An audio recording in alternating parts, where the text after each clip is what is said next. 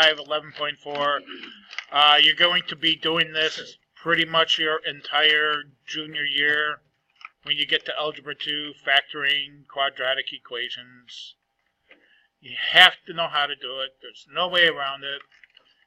Like it or not, it's not the funnest thing in the world. We did it with remember our standard form, right? Y equals ax squared plus bx plus c. Okay. These are not equations, they're just expressions, so you don't have the y equals. This time, and we always dealt with the previous section, 11.3, the last few days that we've been working with, our a is 1. Okay? So we didn't have to worry about it too much. We did the diamond method. Basically what you have to do, it's all about knowing your times tables. The better you are at your times tables, the better you are going to be at factoring. If you don't know your times tables, you're going to struggle a little bit. It doesn't mean you can't do it, it just means it's a little harder for you.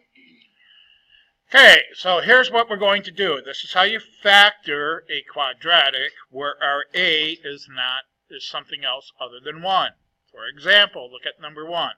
What's our a? Yeah, our a is 2, our b is positive 1, and our c negative 28. Okay.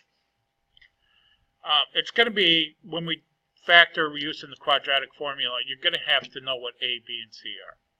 Okay. So our a is 2. It's a coefficient. It's our leading coefficient, and it's not a 1. Well, we're still going to factor it the same way.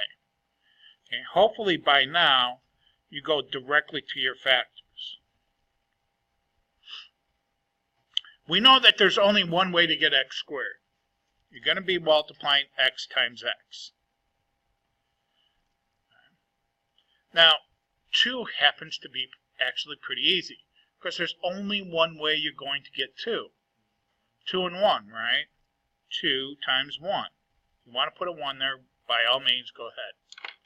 Is this fuzzy to you guys, or is it me? Oh, sorry. Is it? There we go.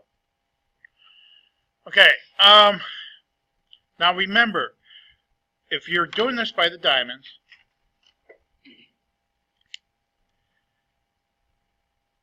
and if our coefficient was 1, remember our b went here, and our c was up here.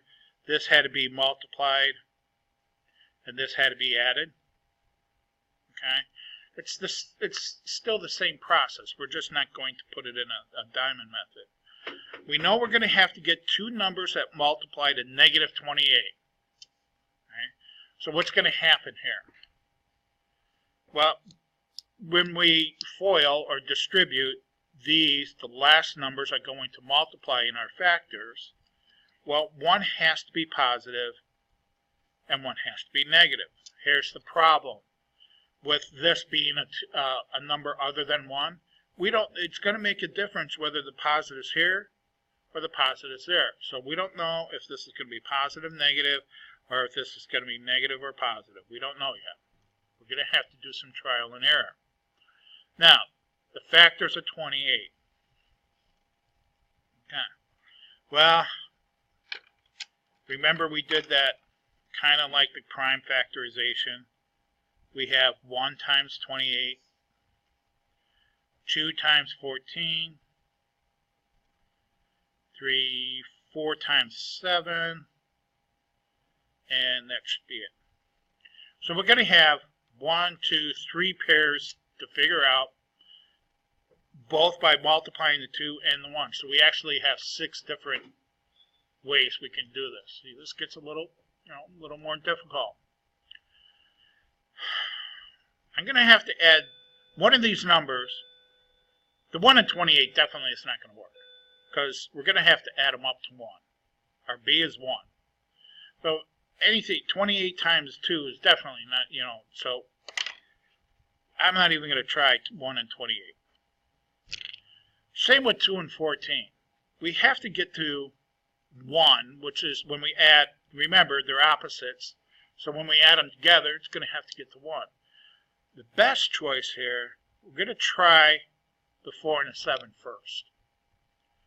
Okay, so what if I put the 4 here and the 7 here?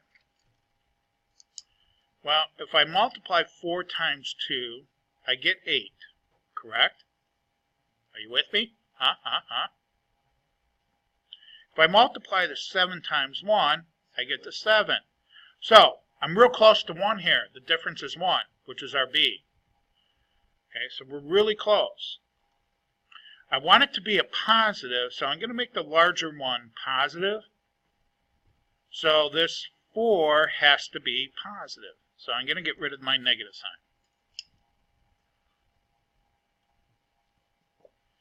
Okay, and my 7 times 1, well, I'm going to use negative 7, because when I add negative 7 and positive 8, that's where I get my 1, my 1x. Okay, again, 2x times 4 is 8x. Negative 7 times x is negative 7x. When I add them, I get the 1x. So this has to be negative 7. So there's my factors. I have 2x minus 7. My other factor, 1x plus 4. Now, it's got to take some practice. It's got to take a lot of practice to do these. It's not going to happen overnight where you could just go, oh, boom, boom, boom, I know what the factors are. If you don't practice, you don't do your work, you're going to have such a hard time, not only with the rest of this course, but your entire junior year. You have to put some effort into this. Alright, let's try another one. Let's do number 3.